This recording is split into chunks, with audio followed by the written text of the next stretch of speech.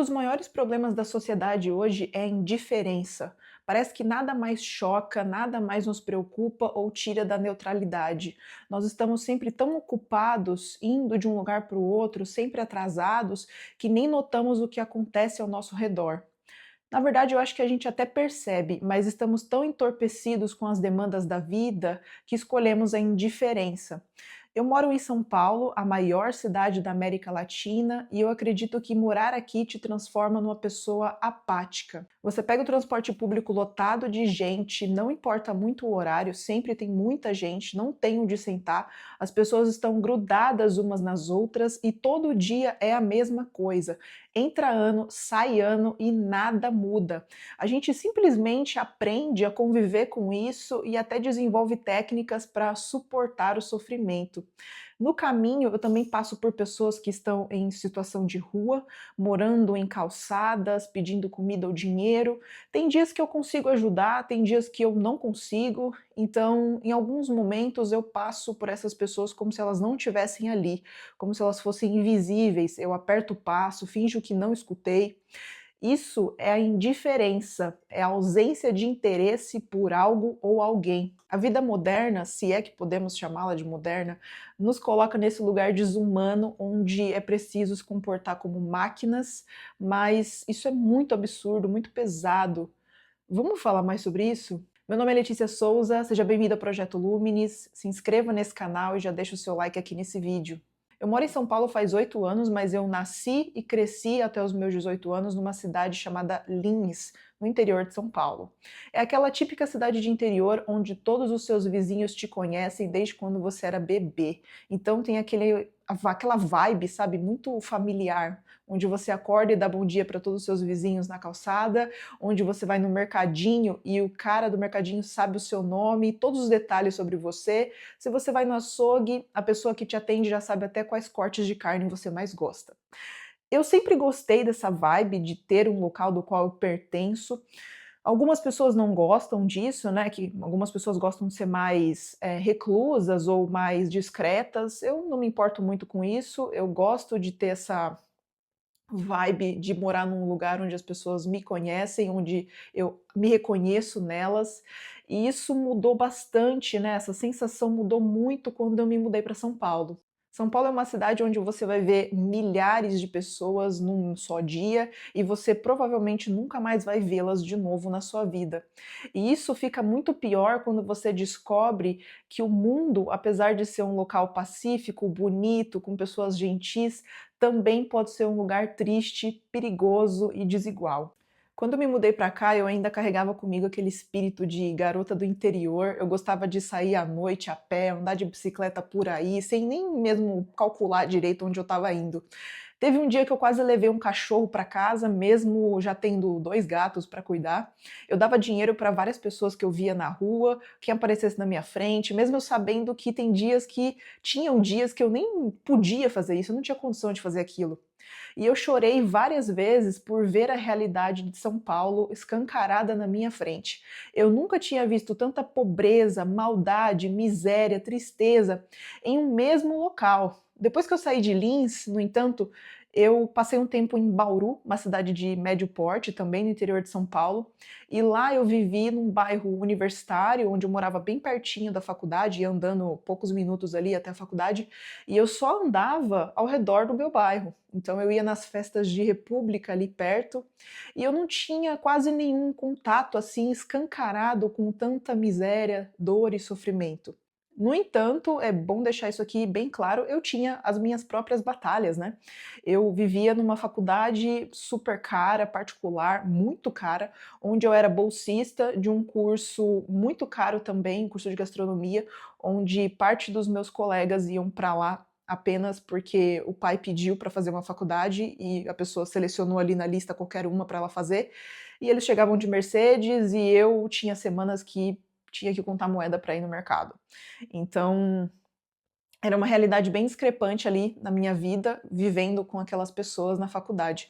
É claro que foi um período bem legal da minha vida, não posso deixar isso, de lado, mas eu tinha as minhas próprias dificuldades e os problemas do mundo ainda não tinham me afetado tanto, né, eu não tinha sido massacrada ainda pela vida. Depois que eu me mudei para São Paulo, eu senti que o mundo, a vida como eu conhecia, não existia mais. Os primeiros anos aqui em São Paulo, eu morei no bairro do Jaguaré, fica próximo de Osasco, se você não sabe, e eu pegava um ônibus muito lotado para ir até o trabalho, né? Era o 78515, Rio Pequeno, alguma coisa assim. Ele ficava muito tempo parado na Avenida Brasil, uma avenida mega grande ali na região, e simplesmente não andava, não andava de jeito nenhum. Em dias de chuva era muito pior, porque o ônibus ficava fechado, as pessoas estavam molhadas, aquele cheiro de cachorro molhado, os pés encharcados, guarda-chuva pingando água, as janelas todas fechadas, aquele ar abafado, denso, claustrofóbico. Não dava para descer do ônibus porque estava longe demais para ir a pé, mas dentro do ônibus também era horrível. E quando chove em São Paulo, se você não sabe, se você não mora aqui, quando chove em São Paulo, você pode tirar tudo da sua agenda. Tira tudo da sua agenda, você não vai conseguir chegar no local que você precisa, você não vai chegar em casa rápido, desista, tá? Só aguarda a sua vez e só vai acompanhando o fluxo ali, porque você vai demorar muitas horas para chegar em casa. Quando chove aqui, chove forte, é um caos. Eu ficava ali dentro do ônibus, apertada igual as outras pessoas, e eu olhava ao redor de mim ali naquele ônibus, quando eu conseguia virar a cabeça, né, porque eu estava tão apertada, e eu via as pessoas com as mesmas feições, né? Elas estavam cansadas, com a cabeça encostada no vidro, o olhar distante, apáticas. Elas nem tinham força para reclamar ou xingar. Parecia que todo mundo ali já tinha aceitado aquela situação horrível, né? Por vários meses eu pensei em voltar para o interior. Em Bauru eu vivia muito tranquila, tinha uma vida, assim, uma vida de jovem universitária, né? Então eu fazia tudo a pé, eu fazia tudo de bicicleta ao redor da minha casa. E em Lins o trajeto era bem curto, né? Porque era uma cidade de interior, então eu ia para os lugares a pé também, ou no ônibus sempre tinha lugar para sentar, no ônibus só tinham pessoas idosas ali, não tinha muito problema para me locomover. Mas em São Paulo, não. Aqui o transporte público é sinônimo de sofrimento, de esgotar o seu dia já nas primeiras horas. Não tem produtividade que resista ao transporte público logo cedo. Você já chega cansado no trabalho, depois de ter sido amassado, encoxado, pisado, empurrado. E ainda tem o bônus de que você sai da estação e se depara com uma família de 5 pessoas morando na calçada. Você vê que a sua vida tá sim uma merda, mas sempre tem alguém numa situação pior que a sua. E eu trabalho na região central, né? Eu pego o metrô todos os dias e tem alguns dias na semana que o metrô, a linha que eu pego, tá mais tranquila e tem dia que tá mais lotada. E o bairro que eu moro, hoje em dia, é um bairro de classe média, um bairro bacana, um bairro legal, não é um bairro de super ricos, né? Até porque eu não sou, mas é um bairro ok, relativamente confortável e seguro. Então, de certa forma, a minha vida ficou um pouco melhor desses primeiros anos de São Paulo até aqui. Mas quando eu saio da estação, eu me deparo com um cenário de filme de ficção científica, uma coisa distópica. Em algumas ruas aqui em São Paulo, você tem cenários que são maravilhosos, fachadas bem conservadas, lindas, que são patrimônio histórico, prédios assinados por arquitetos premiados, que são, assim, pontos turísticos da cidade. Mas é só você andar mais um pouco, de repente, se você pega uma rua ou outra, entre a esquerda ou a direita, você olha para o chão e tem dejetos humanos na calçada, barracas de famílias inteiras, lixo para todo lado, um abandono total. E isso mexe muito com você, isso mexe com a sua saúde, com o seu psicológico. É comprovado cientificamente que se eu te colocar num lugar que tem sujeira, mau cheiro e pedir para você opinar sobre um tema polêmico, a tendência é que você seja mais duro na sua opinião. Mas também é nítido, a gente sabe, é claro, que o ambiente molda o seu comportamento. Se tem casas bonitas pelo caminho, prédios elegantes, árvores verdes e frondosas com uma puta sombra boa ali, talvez você tenha a percepção de que a vida é mais doce, mais leve, mais digna de ser vivida. Agora, se tudo que você conhece é sujeira, caos, abandono, talvez você encare o mundo de uma maneira mais deprimida, ansiosa e pessimista. Roger Scruton, o filósofo e escritor britânico, especialista em estética, dizia de uma maneira bem sucinta que a beleza importa. Nesse livro clássico aqui intitulado Beleza, o Scruton defende que a beleza é um valor universal em nossas vidas e faz parte da nossa natureza. E o senso de beleza desempenha um papel muito indispensável na formação do ser humano. Ou seja, a beleza, o belo, contemplar o belo, faz parte do que nos torna humanos, né? Então você precisa de beleza no seu dia para que a sua vida esteja mais completa. Onde está a beleza? A beleza está em ver uma árvore bonita, verde, grande, que viveu muito. A beleza está num céu azul, numa música boa que você escuta no seu fone, em apreciar uma pintura, em ler um bom livro, em ver uma paisagem bonita. Essa é a beleza, esse é o belo. E o belo, ele é indispensável para a formação do ser humano. Então fica aqui a recomendação desse livro fantástico, do Roger Scruton. Eu já li outros livros desse autor, ele é muito bom, mas a gente tem que voltar a falar do nosso tema, né? Antes de me mudar para São Paulo, eu acho que eu era uma pessoa mais ingênua, talvez até mais sensível. Eu sinto que a vida não tinha me quebrado ainda. Então, ao me deparar com o mundo como ele é, eu acho que eu me deixei levar e me tornei uma pessoa um pouco mais fria, indiferente e talvez tenha esquecido até um pouco de mim mesma nesses primeiros anos aí. Só que, com o passar do tempo, eu percebi esse comportamento e eu resolvi mudá-lo. E eu também te convido a mudá-lo aqui hoje. Uma coisa que eu já comentei bastante aqui no canal é essa ideia de que nós não vamos mudar o mundo. Existem algumas revoluções que elas simplesmente não vão acontecer. Talvez porque nós somos muito pobres para isso, muito ocupados ou sem recursos, e quem manda no mundo quer que nós continuemos exatamente assim, atrasados, ansiosos, deprimidos, indiferentes ao outro. No entanto, isso não quer dizer que você deveria se entregar totalmente a essa vida de caos e sofrimento. Ao longo dos anos, eu fiz absolutamente tudo que estava ao meu alcance para mudar de vida. Eu estudei mais, eu li mais livros, conheci mais pessoas, me aperfeiçoei, me desenvolvi profissionalmente e pessoalmente. E é claro que sempre tomando um cuidado muito grande para não acabar com a minha saúde mental, o que não é algo possível para todas as pessoas, né, não são todas as pessoas que podem se dar ao luxo de fazer isso, de cuidar de si, mas eu jamais desisti de ter uma vida melhor e eu acho que você também não deveria desistir de ter uma vida melhor, porque se nós desistimos, os donos desse jogo vão vencer. Você está me entendendo? Você está compreendendo tudo isso que eu estou te falando? Eu sei que é pesado, mas eu acho que você está me acompanhando aqui nesse raciocínio, né? Eu sei que alguns dias você se sente triste, desanimado, deprimido, mas é exatamente assim que eles querem que você se sinta. E você tem que fazer algo por você e pelas pessoas ao seu redor, as pessoas que você gosta, as pessoas que você acredita que importam para sua existência. Mas voltando a falar dos problemas de São Paulo, imagine que nesse momento talvez tenha uma pessoa que está passando frio, porque no momento está bem frio, né? Se você está com frio na sua casa, imagine quem está na rua, passando uma necessidade, pedindo um agasalho, pedindo uma blusa. Se você tiver condições de doar um alimento, doe. Se você vê um animal na rua que precisa de abrigo, precisa de comida, ajude esse animal. Você não precisa levar ele para sua casa, mas você pode fazer algo por ele. Você pode entrar em contato com alguém, acionar sua rede de contatos, falar com ONGs, falar com a prefeitura. Não sei, você tem que dar um jeito também, porque não adianta eu e você a gente ficar aqui na internet se degladiando, falando que não fazem nada pela cidade, não fazem nada por nós, nós estamos abandonados, sendo que nós mesmos não nos levantamos e fazemos algo por aqueles que nós acreditamos, por quem nós acreditamos, né? Não tem estado que chegue em todas essas pessoas que precisam de ajuda. Então, se você tem uma ONG ali, uma ONG LGBT, uma ONG de mulheres, uma ONG de, sei lá, uma ONG que você confia, que é próxima dos seus valores, entre em contato. Se você tem uma paróquia ali perto do seu bairro, perto da sua casa, vai lá, pergunta se estão recebendo agasalho, se estão recebendo alimentos. Você pode fazer uma doação, você pode doar o seu tempo para algo ou para alguém.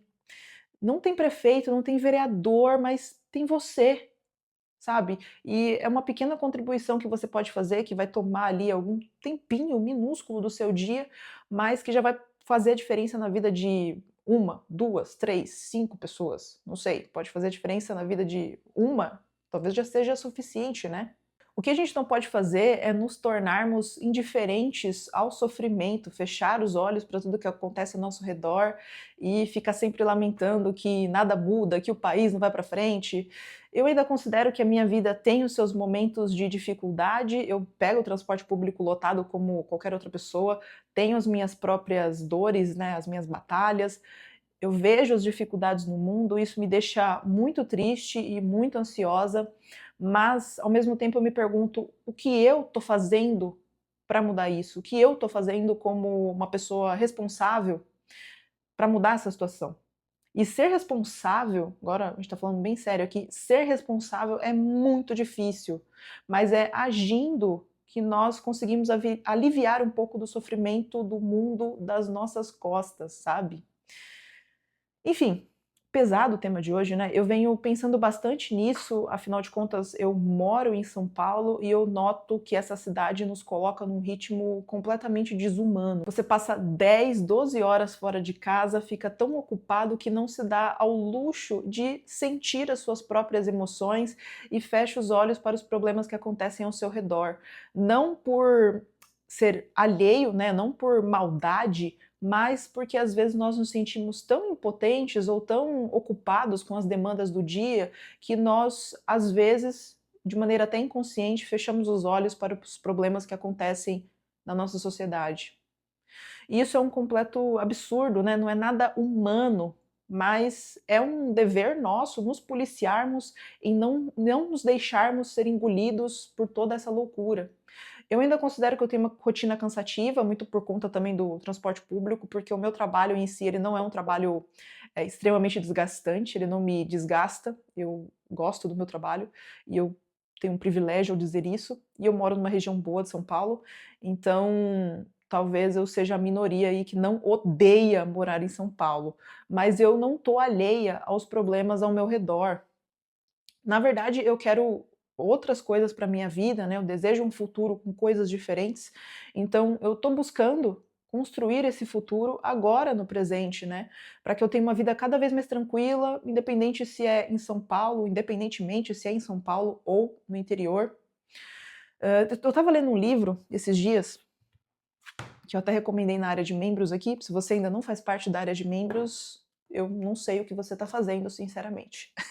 Que é o livro A Desobediência Civil, do Henry David Thoreau. O Henry David Thoreau, ele foi um filósofo, naturalista e escritor americano que viveu ali por volta de 1800 e bolinha, 1820, 1840. Em 1846, o Thoreau foi preso porque ele não pagou os seus impostos. Ele se recusou a pagar impostos porque ele não concordava com a forma que o governo trabalhava na época, a forma como o governo operava. Nessa época, os Estados Unidos ainda se recusavam a abolir totalmente a escravidão, então em 1846, principalmente ali nos estados do sul dos Estados Unidos, a escravidão continuava. Então, o Henry David Thoreau, ele se recusou a compactuar com essa ideia e também porque os Estados Unidos ainda financiavam uma guerra que estava rolando ali no México. Ele não deitou para isso, né, não concordou com isso, então ele falou: "Cara, eu não vou pagar os meus impostos, vocês aí que lutem, eu não vou fazer parte disso". E ele fez isso a partir de um ato silencioso, um protesto pacífico que foi não pagando os seus impostos. E aí ele foi preso e uma pessoa desconhecida, que não se sabe até hoje, pagou a sua fiança ali, pagou o imposto que ele devia e ele foi liberado. Durante a sua prisão, ele escreveu esse livro, ele ficou uma noite preso e depois ele saiu e escreveu esse livro. Nesse livro, ele fala que é moralmente correto você se levantar e protestar contra aquilo que você não concorda. Então, se você não concorda com algo, você tem um dever de ir contra aquilo, de protestar contra aquilo, de, cara, fazer algo para não continuar ali cúmplice daquele ato. Essas ideias do Thoreau influenciaram pensadores e ativistas políticos como Mahatma Gandhi, que liderou protestos pacíficos na Índia. Também teve o Martin Luther King Jr., que lutou contra a segregação racial nos Estados Unidos, ali no fim da década de 60, né? Durante a década de 60, não lembro exatamente. Protestos em Berlim para proporcionar a queda do muro de Berlim. Rosa Parks, aquela senhora que se recusou a dar o lugar dela no ônibus, inúmeras outras pessoas, direta ou indiretamente, beberam na fonte das ideias do Thoreau, e eu gostaria de deixar a recomendação aí, para que vocês leiam esse livro também, ou até mesmo vejam o vídeo anterior a esse, que eu falo exclusivamente sobre a desobediência civil, mas está disponível apenas para membros, tá bom? Bom, vamos conversar nos comentários. Você acha que você está vivendo uma vida miserável? Quando você olha ao seu redor, o que que você vê? E como você está agindo para mudar a sua realidade? Eu quero muito ouvir de você nos comentários. Deixa o like, tá? Manda esse vídeo para uma pessoa que mora aí no interior também, ou que mora aqui em São Paulo e que está com uma relação complicada com a cidade. Me ajuda aí a fazer esse canal a crescer. Acredito muito no potencial de vocês para isso. Até o próximo vídeo. Tchau, tchau.